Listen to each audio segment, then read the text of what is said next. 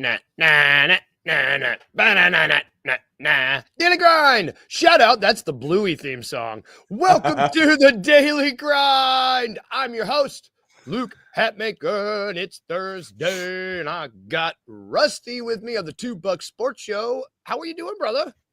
I'm good, Luke. You know, I went outside this morning to take pictures of the fog, but I missed. It's okay. I'll do it tomorrow. How are you, brother? Do it.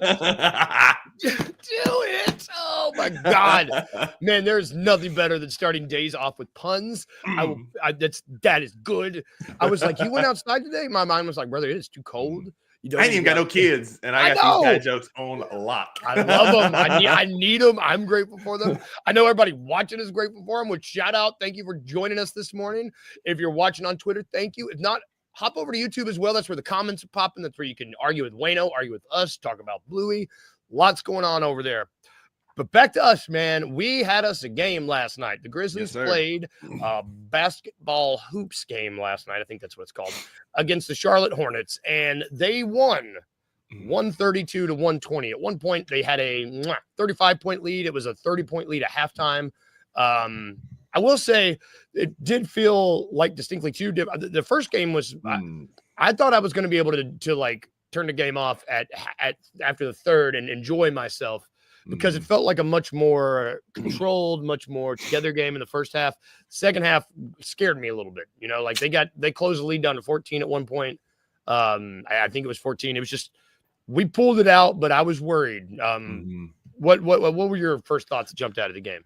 Yeah, I mean, you know, Luke Kennard might have moved up to my third favorite Luke now after that performance last night with 23 points, you know, 7 of 11 from three. The only better stat line was Jay Huff had 13 points in 7 minutes. Very efficient.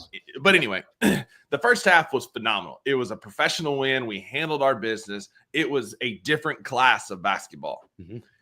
And then I don't know what happened at halftime, if they ate some bad enchiladas, if they had a weird conversation. I don't know. I don't think. Anyway, second half was a completely different game. And third quarter was okay, but that fourth quarter, man, just like everybody checked out. Ja seemed disinterested. It was just like, all right, we're up 35 points and let's take our foot off the gas. And that turned into a 12-point win, which again, you know, we're first world problems here, right? Like we won the basketball game by 12 points, but there are, again, Drew, like, thanks for being in the comments, buddy. Like, I know this is hard for you, but there can be a really good thing, and there can be a part of it that also wasn't very good. And so, like, no, we're in a danger of losing that game, but I don't like seeing us take our foot off the gas. But first half, phenomenal. Yeah, phenomenal. First half, everything seemed to be clicking on like, I mean, how many, let me see.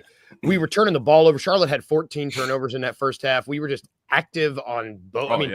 I mean, they were saying Charlotte, both these teams were on a 3-game win streak. And I think in the broadcast, they were saying that Charlotte had like their defense been okay. We put 78 on these fools in the first half. You know, like our offense was absolutely clicking. Like you said, Kennard, I'm with you, man. Like each game, Kennard makes me, I mean, I think we've always been a fan of his, but we are also realists and realize that he's he's an asset that is tradable. He offers a skill set that people want, but man, he is making me want to keep him around. Since Christmas, he's shooting 50% from three. And averaging almost 6 a game. And I don't know, like he dunked the ball yesterday, man. I'm sorry I'm yelling. He dunked. I didn't know he could do that. I didn't know people named Luke were allowed to do that.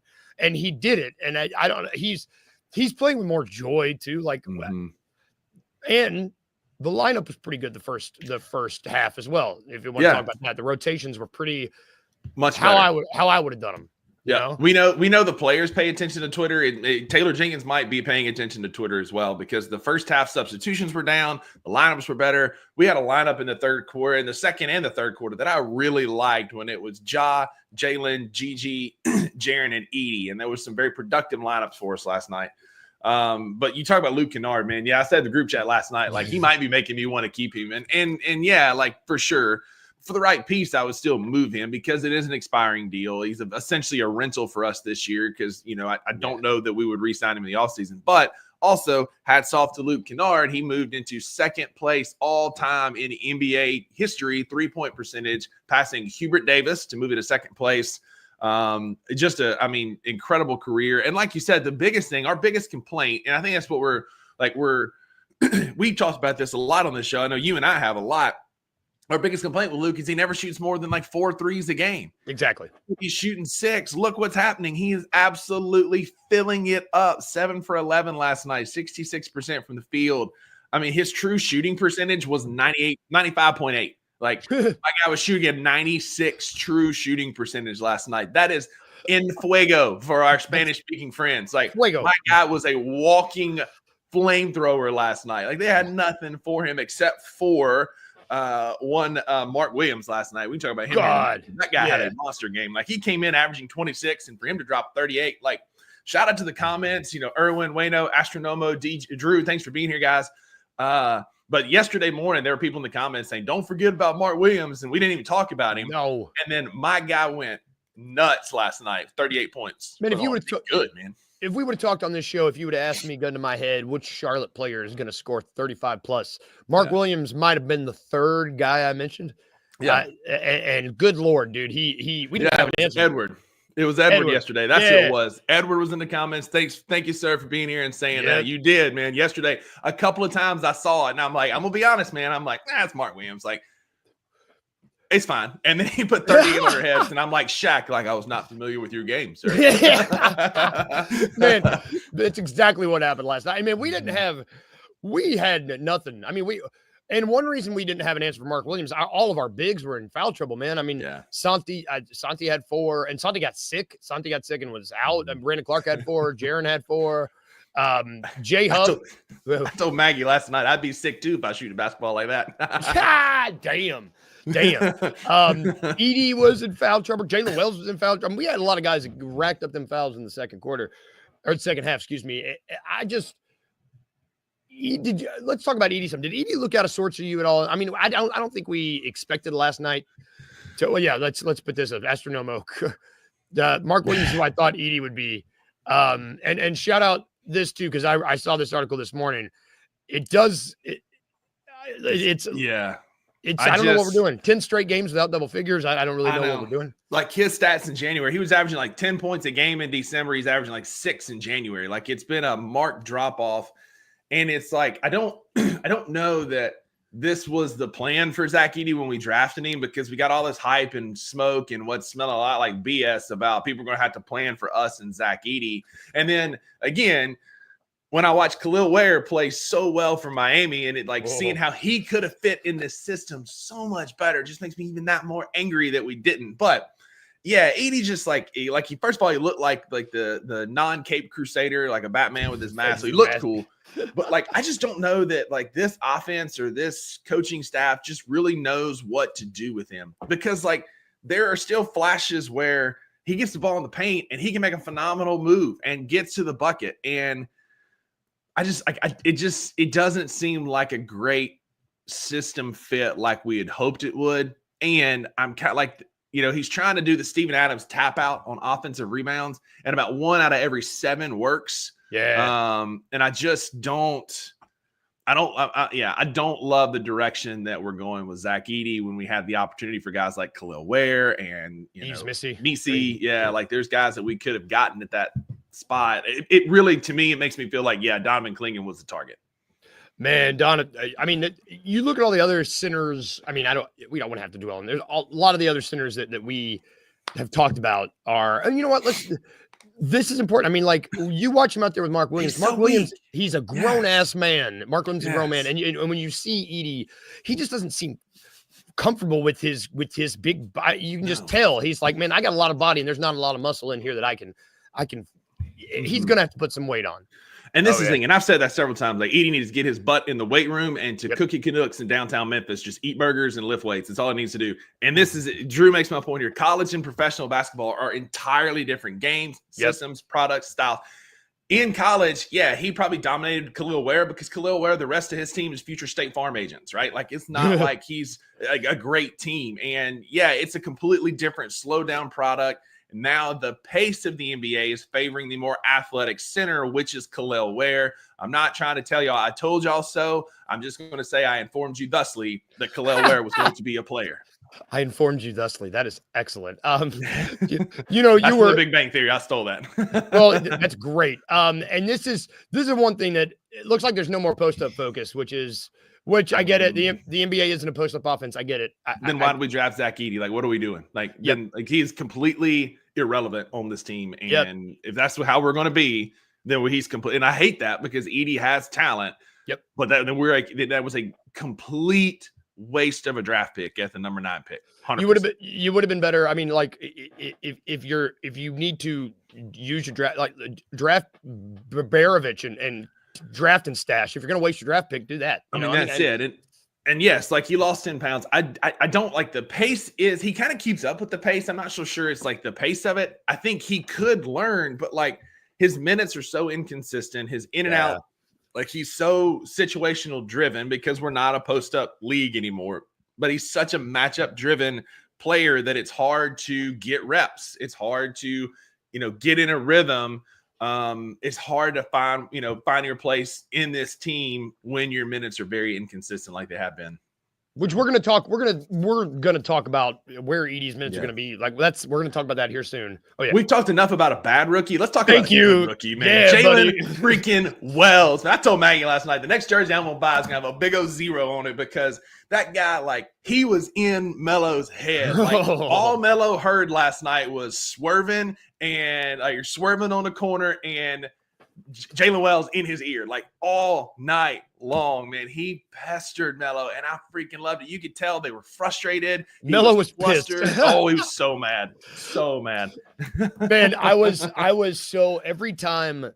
I don't think I've seen a player get so visually. Melo was so visually he frustrated. Was air. He was so mad, and it was. And you know what? For a while, it was like. Jalen only had 13 points. I don't like that's fine. If you're going to get 13 buckets and keep Melo didn't get 20 points until the 4th. He didn't get a 3-pointer till the 4th. Like he had, I don't remember the streaks. It was something like 48 games, I think, with a 3-pointer made. And he almost didn't make that because of Jalen. Like it's just.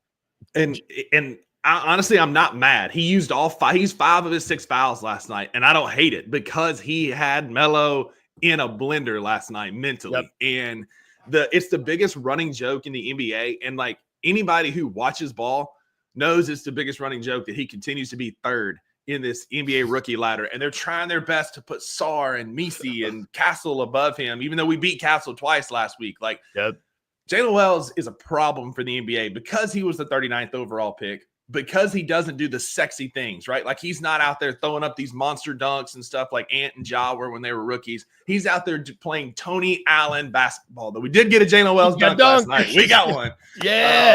But he is playing a Tony Allen style of basketball with a jump shot. Like he's Tony Allen who can score because he is cutting people's water off. Like TA once famously said, I'm calling him LGNW and cutting their water off. He did that last night. Like, again, man, like just watching his moxie and just maturity as a freaking rookie. And again, it's another, he's an older player coming out of college. I think that's a huge part of it.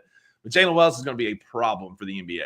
Man, they finally just need to, if he's not, I mean, at this point, it's going to have to take someone blowing up or him falling off a cliff in my mind to not get him. So this is going to happen. Yes.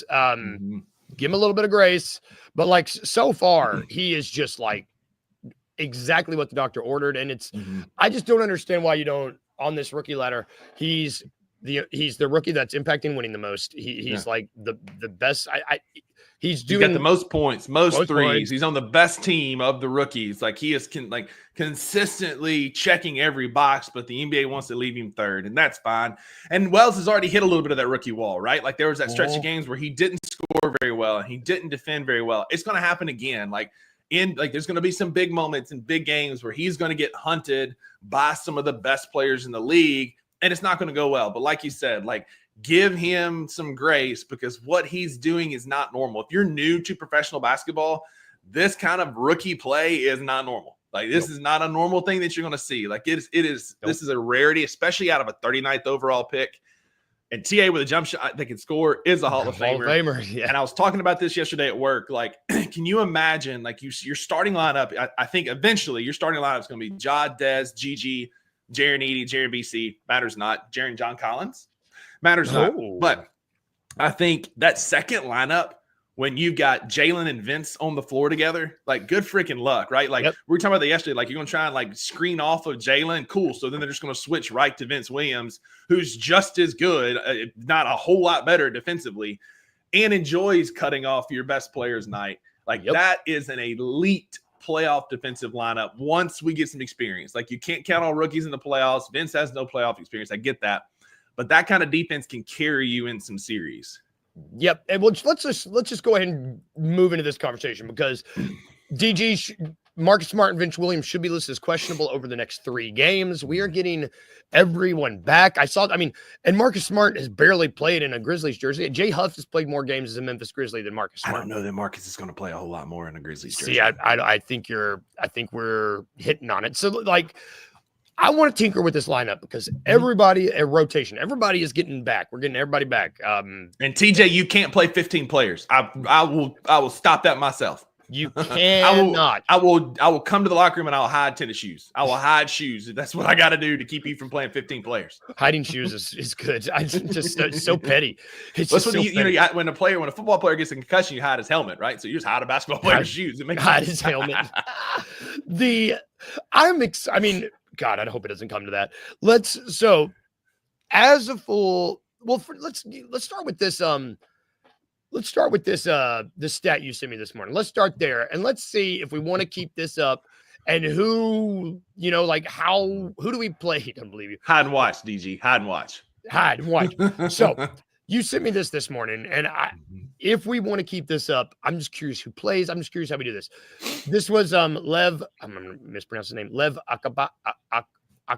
Pardon me, brother, if I'm mispronouncing that, sir. Yep. The 2025 Memphis Grizzlies are the second fastest paced NBA team this century.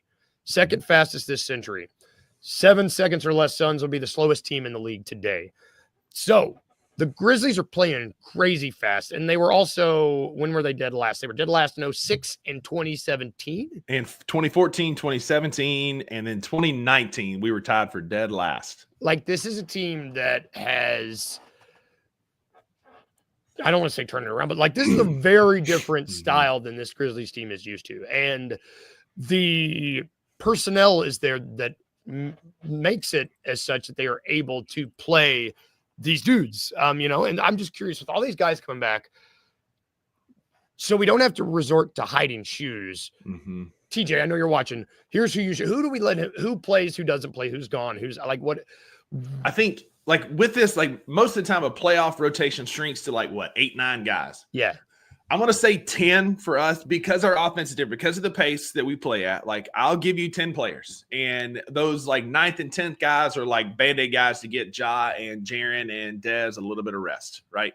Yeah. And, yeah, DG, it's wild. I'll post the article. But, yes, the 7 seconds or less Suns from the, 05, 06 seasons would be dead last, lower than the 76ers right now in pace. It's a wild stat. Check my Twitter. I just reposted it, so check that out. But it's crazy. But yeah, so we'll say 10 guys, because that's again, I'm trying to turn over a new leaf and be nice to Taylor Jenkins, because I get all this hate. I'm still going to be a heel, but I'll be nice to him today. Give him 10 players. There we go. 10. So 10 guys, and we know.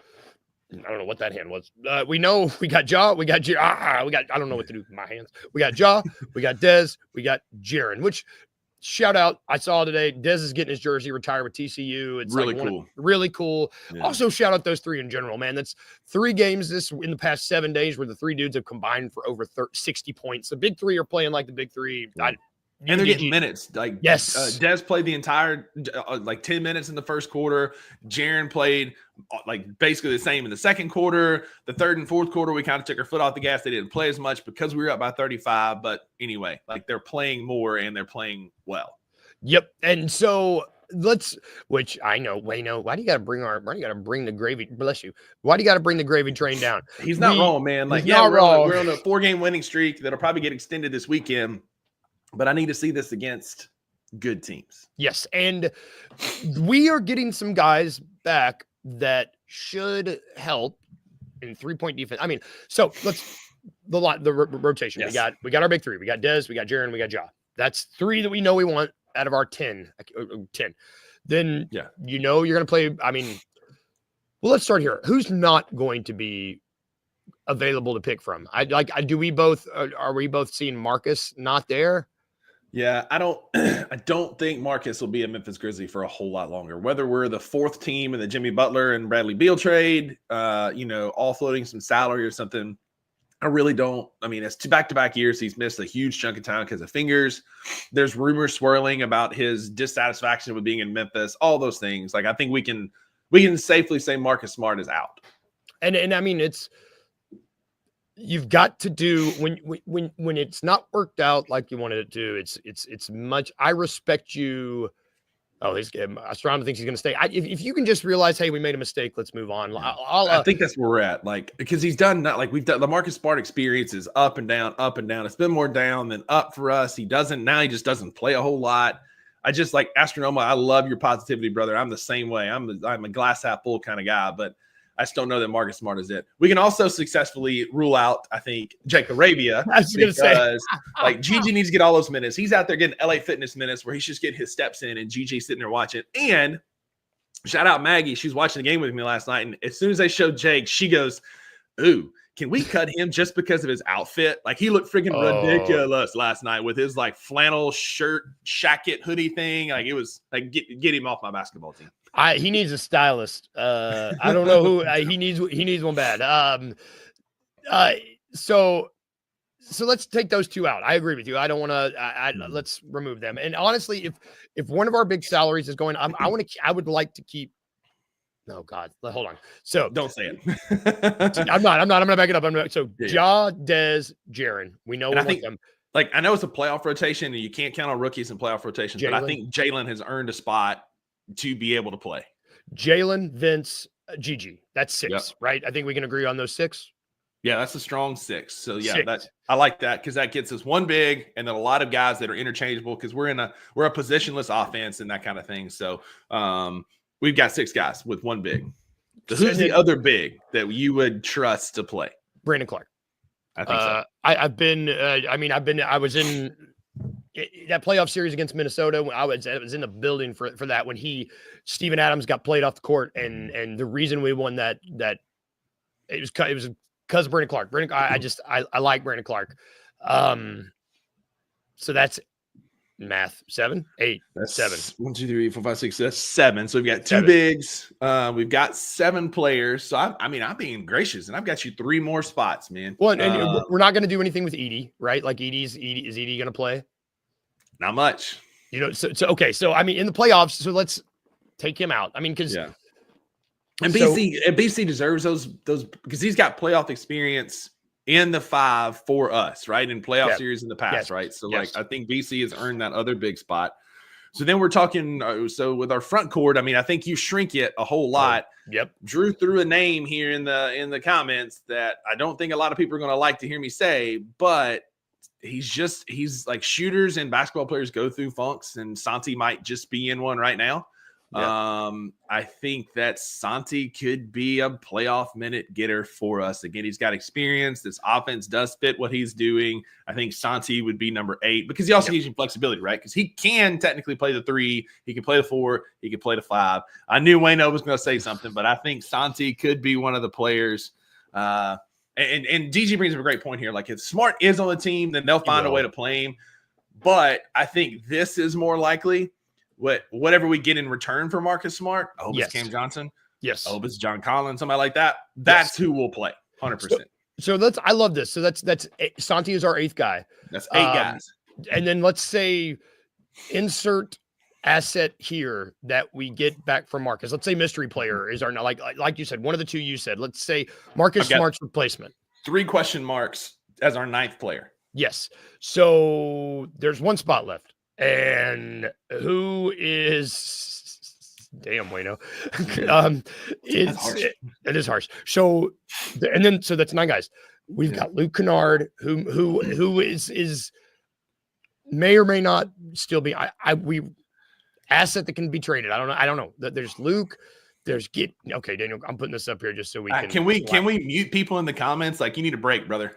Yeah. Putting Jitty in the rotation. Like, I get it. Out of here, man. 12 boards, but like, I'd rather have somebody that has a pulse on offense. So, DG, take 3 minutes. You can comment again in 3 minutes. So we've got that. You got that 10 spot, and you're looking at Luke Kennard, Scottie Pippen Jr. You're looking at someone to play 10 minutes as your backup point guard. Mm-hmm. If that, maybe it is Jitty. I don't know, but like that's a big question mark with that 10th spot. You were being generous giving me that 10th spot. I don't know if we need it. If Luke Kennard isn't available, do we need it? Yeah, I don't know. It would be Luke's replacement would be the one that I would trust. Whether that's we go get, insert whatever player you want here, DeAndre Johnson or DeAndre Hunter, Cam Johnson, John Collins Sexton. Doesn't matter who we go get. Insert whoever that is here. I hear DG's point. Edie is on the team. He will likely get some playoff minutes, but he's one of those guys that I was talking about that gets you 5 minutes to get Jaren a breather and BC a breather if they get in foul trouble. I don't want to see him. And yeah, I get it's all about matchups and stuff, but I've been fed that bullshit. Sorry, pardon my language. And I'm just over it, man.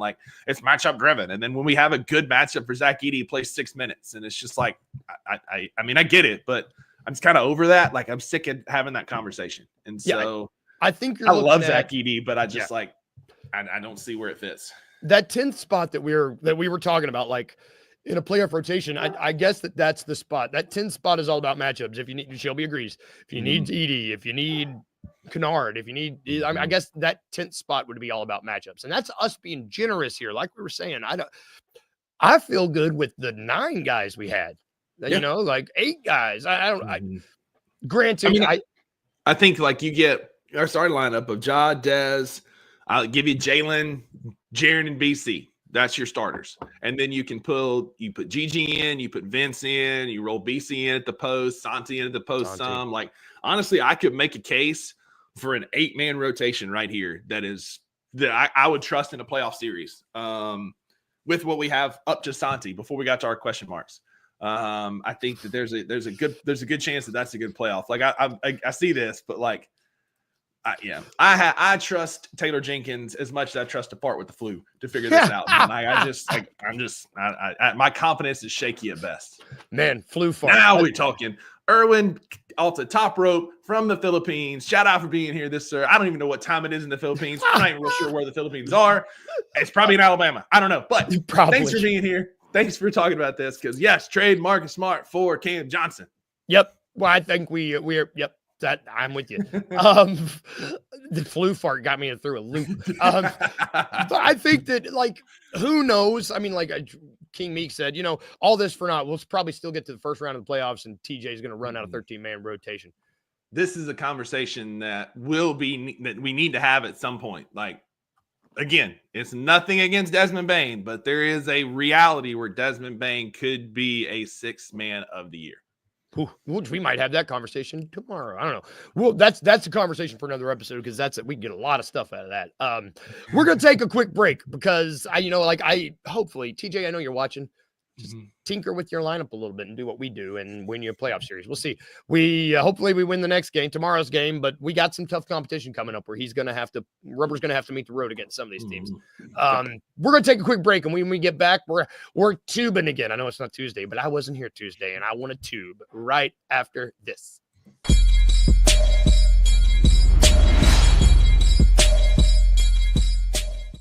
I pride myself on being a pretty positive person when it comes down to the Grizzlies. McKinney, something happened to me, bro. And I still think I'm optimistic. I'm not going to say I'm particularly pessimistic, but I'm just not as enthused about things as I once was for this particular season. Why are we winning games and I'm not excited outside of in the moment? It's just like the air has been personally knocked out of me. And I don't know what it is. And I think the main thing is coming into the season and even early in the season with the talent we have on this team, guys who haven't played a game like the GGs, the Vince Williams, those type of guys. Right. I thought that we were a team that in my eyes could be a team that could compete for an NBA World Championship. I just don't think that anymore, bro. And I'll say the main reason why. It's coaching. It's coaching. Like, I don't think that we're a team that's going to be coached well enough to go deep into the playoffs. Tune in to the Anthony Sane Show Wednesdays and Fridays at 12 p.m. weekly on the Bluff City Media YouTube channel.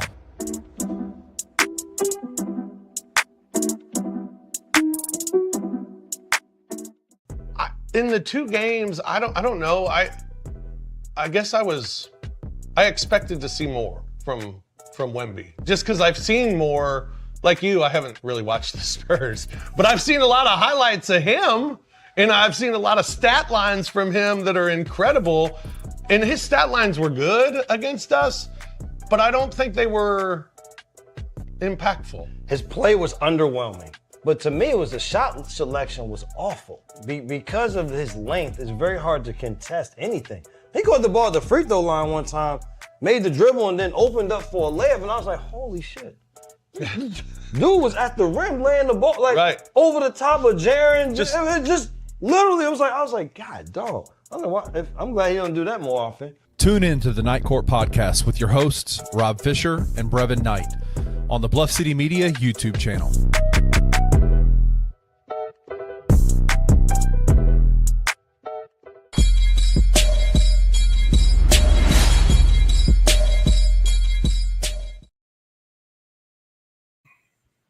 Welcome back to the Deadly Grind. Man, Night Court looks like between two ferns, but they're on either side of that flower.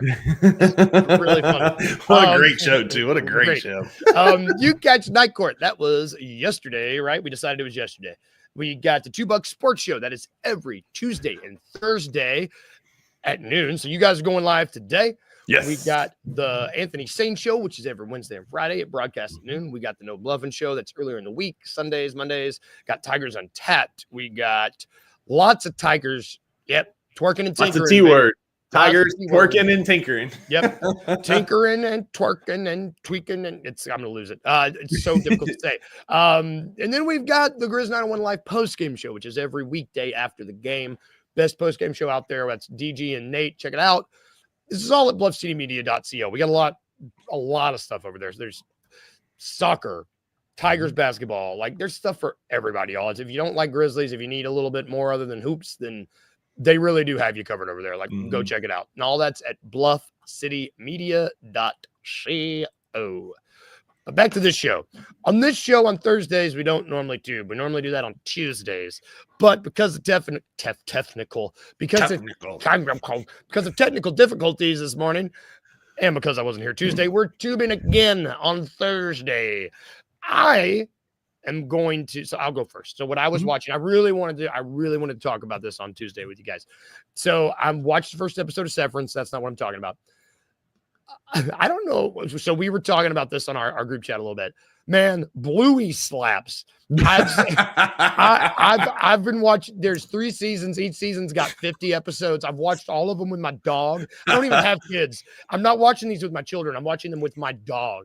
And man, like, shoot, I literally got it on right now. The dog's watching it. I don't know. Bluey's driving a helicopter that they're make-believing. I don't know, man. This like the A-team. It's the A-team, but the sister Bingo is wearing a lady hat. I don't know, man. I don't know. Yeah. It's great. I'm learning things about myself. I'm learning an Australian accent. I don't know. Bluey, Bueno, Bluey for the win. Bluey. It's the best thing to come out of Australia since the Crocodile Dundee movies. But it's anyway. Great. It's great. And our tubing segment was great, DG, on Tuesday. I was just jealous. Yeah, I was jealous. Great. Yeah, because I mean, I'm still watching the same things. You know, I talked about Silo, I talked about Schitt's Creek, I talked about watching Primeval America this weekend. So I'm going to give you. Have you seen that? Have you watched any of that on Netflix? But I've started. I'm kind of been out. I haven't watched a lot of Schitt's Creek, but Kyla loves it, and so I've been going back and watching that as well. And I'm just really good. Yeah, it's so good, man. It's so it's such a heartwarming. Like, the characters are so endearing. Moira Rose is so ridiculous. It's just I love that show's incredible. Great. But I'll give you this. So I read. I'm from Mississippi, and I know how to read books even without pictures. So 10 out of 10 would recommend doing a book club with your significant other. Maggie and I are reading books together. We finished one called The Song of Achilles. And it's it's a take on it's pre Iliad. It leads up to Achilles becoming a hero in the Iliad and fighting the Trojans and all that. It's really, really good. It has some discussion questions in the back. So we had a great conversation last night. It was awesome. Like, I know that makes me look like a nerd, but like 10 out of 10 recommend. Great conversation with Maggie around the book and the messages in it last night. And the book was really, really good. Like, the ending was very moving. And again, Song of Achilles, great book. Have a great chat with your significant other after a book. It's awesome. Dude, okay, so I'm so glad that DG, get this out of here, man. We Get love out of books. here, man. I was so close this morning. I was like, can we do a book club instead of tubing again?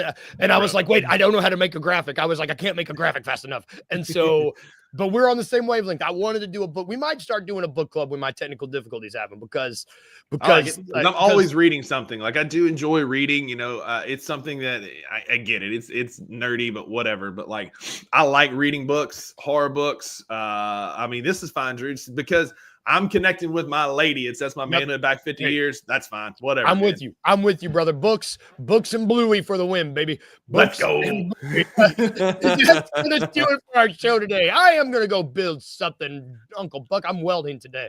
How dare you? How dare you? That is going to do it for our show today, y'all. Thank you for watching. Thank you for hanging out over on YouTube. The comments were popping today. That's what we love to hear. If you were watching on Twitter too, thank you, or X, whatever it's called. Thank you, guys. Be safe today. Stay warm. Go Grizz. Grizz are off today, but still, I'm sure we'll all be on the trade machine at least once today. That's what we do. Rusty has smooth hands. Oh, no. I got, anyway, we're going. Jealousy is not becoming in the YouTube comments, is all I'll say. You can tell your hands aren't smooth just by the gesture. And I'm with you, brother. We will be back tomorrow. Everybody have a good Thursday. There's some Paris games happening on the NBA. If that's your thing, I know Uncle Bucks likes France. We'll be back tomorrow. Have a good day. If we can leave you with anything today, anything at all, just remember these two things. Remember to be a little weird, just a little bit. And remember to smile. Bye, guys. Have a good day. We'll see you tomorrow.